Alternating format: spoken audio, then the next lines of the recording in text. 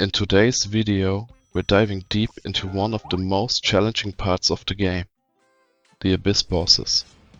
After spending some time in the Abyss, you'll start to notice a pattern. Each layer boss demands a different approach. You can't just blast your way through with the same setup. So the big question is, how do you figure out which build works best for each boss? Let's start from the beginning. Step 1. Check the Atlas. That's where you'll find the boss's weaknesses and strengths. Take the Void Eye, for example. He takes reduced fire and lightning damage. But normal attack damage? That's doubled. And he ignores 50% of your combo rate while getting a 50% counter rate boost. On top of that, he causes bleeding and has a chance to stun. Yup, he can be a pain.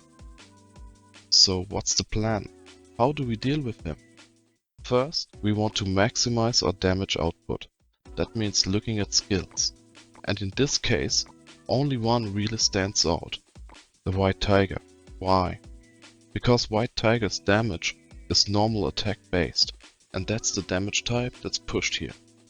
Plus, if you pair it with Cyclops, you get an additional 15% boost to normal attack damage.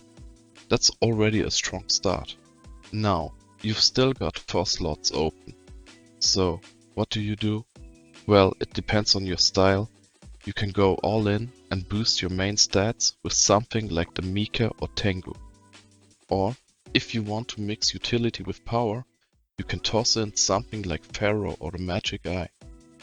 Even if they don't deal great damage here, they offer strong debuffs. Here's the trick. Try things out. See what fits your build. There's no one perfect combo, but there is a best one for you. Let me give you my example.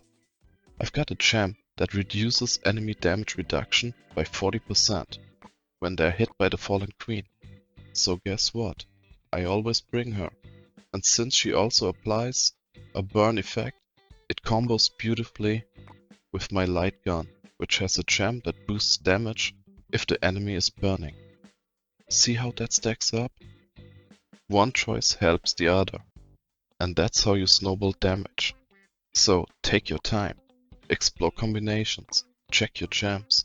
Sometimes you'll miss the perfect synergy if you rush. Now, let's say you're fighting a boss like the Naga Siren. She's weak against both fire and lightning damage. So what should you do? Still, option 1. Pick the skill that you have the strongest gems for.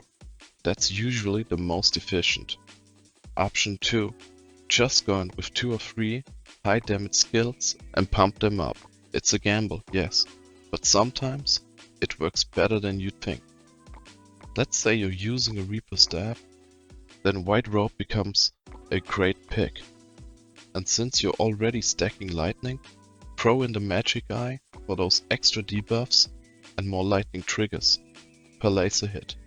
But it's not all that simple. There are 3 bosses that can really mess you up unless you know how to handle them. And those are Gandalf, Silly Sorcerer, and the Demon Dragon. Each of them has a shock shield. That means every time you hit them, they zap you with a lightning bolt.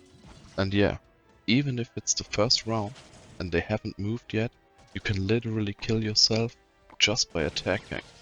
So how do you survive that? First, look at your gear distribution. Every gear slot boosts a different stat. Wear increases HP, weapon boosts ATK, accessory increase HP and death.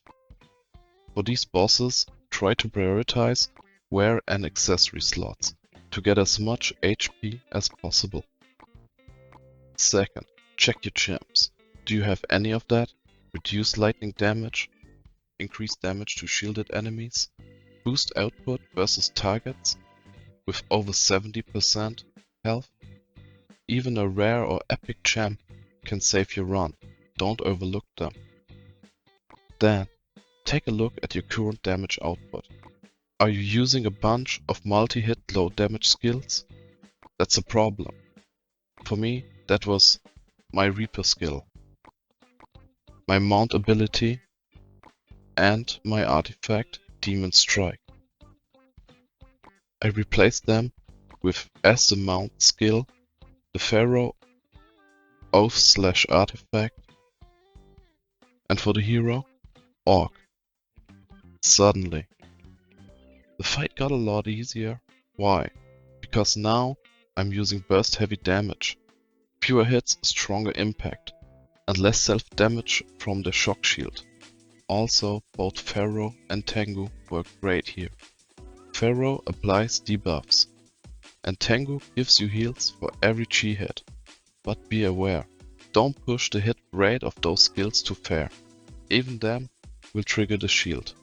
Still stuck? One last tip. Bring the flash pad. Its damage scales with the target's current HP, which is perfect for opening moves. Now, when do these bosses show up? There's a sequence. Every 25th layer it repeats. So if you're planning ahead, you can take several screenshots from here and use it as a cheat sheet.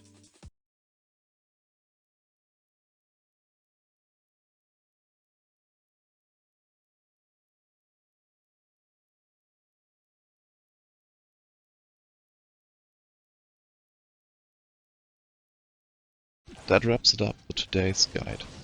We covered a lot reading the atlas, choosing the right skills, matching champs and damage types, handling deadly shield bosses, and picking the right support to round out your build.